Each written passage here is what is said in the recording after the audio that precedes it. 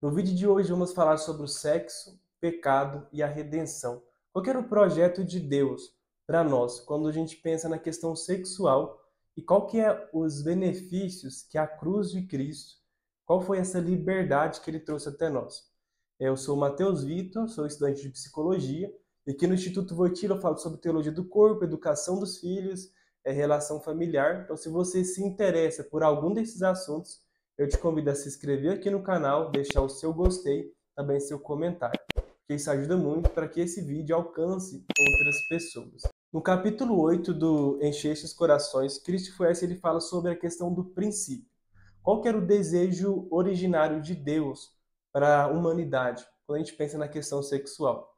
É importante notar que a Bíblia, ela começa e termina com um casamento.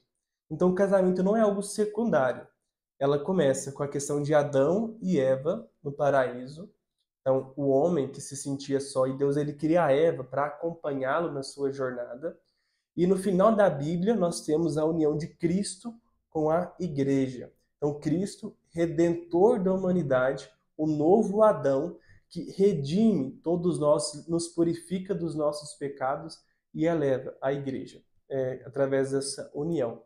Então, nós vemos aqui algo muito sagrado, que é como se fosse o cerne da nossa fé, e a questão sexual, o matrimônio, o relacionamento entre homem e mulher está inserido no princípio, no coração do Evangelho. Primeiro, quando Deus ele nos criou, homem e mulher, ele queria que nós fôssemos felizes. Ele vê Adão sozinho e percebe que falta para ele uma companheira.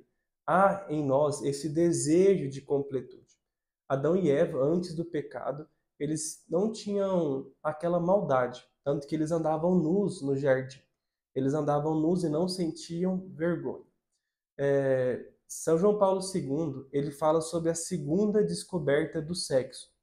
O que ele quis dizer com isso? No princípio, homem e mulher, não havia uma visão egoísta de um para o outro, não havia aquela visão de querer dominar o outro. Mas depois do pecado original, já começa uma visão decaída, uma visão que o amor está corrompido.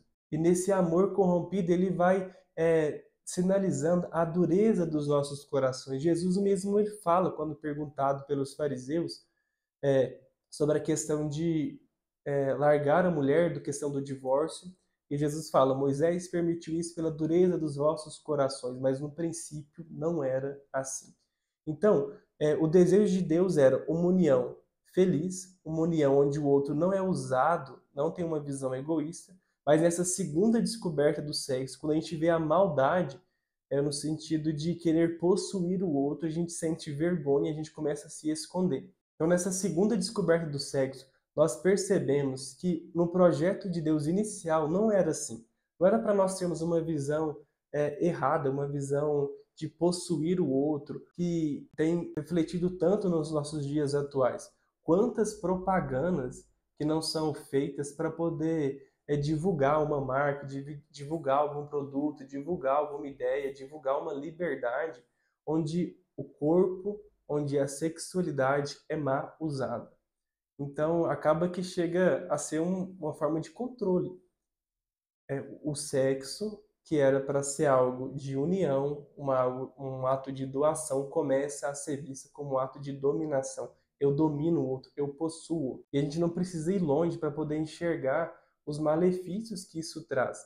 Quantos relacionamentos que ficam fragilizados porque um não consegue ter esse olhar de doação para o outro. E a gente começa a se questionar até mesmo sobre a nossa própria identidade. Porque a nossa sexualidade ela não ocupa um papel marginal na nossa vida, mas ela ocupa um papel central. Porque o nosso desejo mais profundo da vida ele está associado à questão sexual. Ele possui um papel central. E quando nós perdemos de vista esse olhar para o sexo, como Deus ele quis, como no princípio era assim, a gente começa a nos valorizar por coisas que não são o que nós somos na nossa essência. Nós começamos a nos valorizar por aquilo que é secundário. E nesse ponto, Cristo Fresh ele traz uma reflexão que eu gostaria de trazer aqui para vocês. Ele fala o seguinte aqui na página 111. Nós não somos o que a mídia pornificada nos diz que somos. Não temos valor apenas se pudermos atrair e excitar a luxúria do outro. Na verdade, a luxúria é o que nos desvaloriza ao nos reduzir ao nível de uma coisa que deve ser usada e descartada. Nosso verdadeiro valor, nossa verdadeira nobreza e dignidade vem do fato de que fomos escolhidos pelo amor e para o amor como um dom completamente livre e gratuito. Nós somos escolhidos para participar no amor infinito, no amor sem medida, no êxtase e na plenitude para além da imaginação. É isso que desejamos.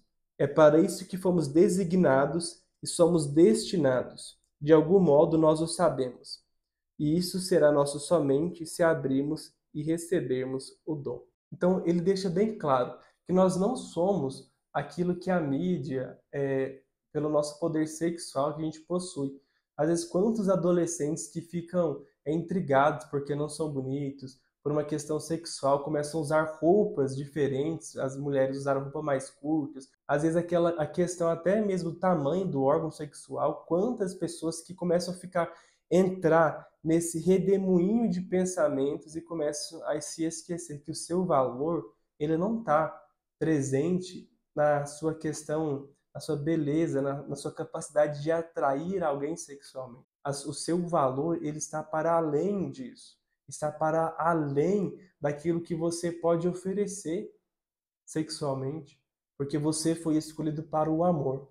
E nós precisamos aqui limpar os nossos olhos para enxergar aquilo que Cristo trouxe para nós através da sua morte na cruz, através da redenção.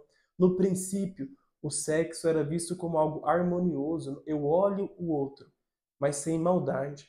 Hoje em dia, com o pecado, nós perdemos essa graça, mas pela graça de Cristo, pelo sacrifício de Cristo, nós podemos nos abrir novamente a esse dom e perceber o outro não como algo que pode ser usado e descartado, não somente como uma peça que pode ser usada, mas o seu dom infinito de transmitir o amor de Deus. Então, o convite que eu te faço no vídeo de hoje é: limpe os seus olhos e peça a Deus a graça de enxergar além do pecado e ver a graça que está presente no seu coração, no coração das outras pessoas. Acredito que esse seja a melhor forma de viver a castidade, de pedir o dom da graça da castidade. E aqui o Cristo Fuerte, ele termina a citação falando de um dom. E eu gostaria de te convidar a refletir sobre isso. E esse vai ser o tema do nosso próximo vídeo. Então, se você está gostando dessa sequência de aulas, dessa sequência de reflexões, eu te convido a se inscrever no canal, deixar o seu gostei, deixar aqui seu comentário, porque isso ajuda muito que esse vídeo alcance outras pessoas.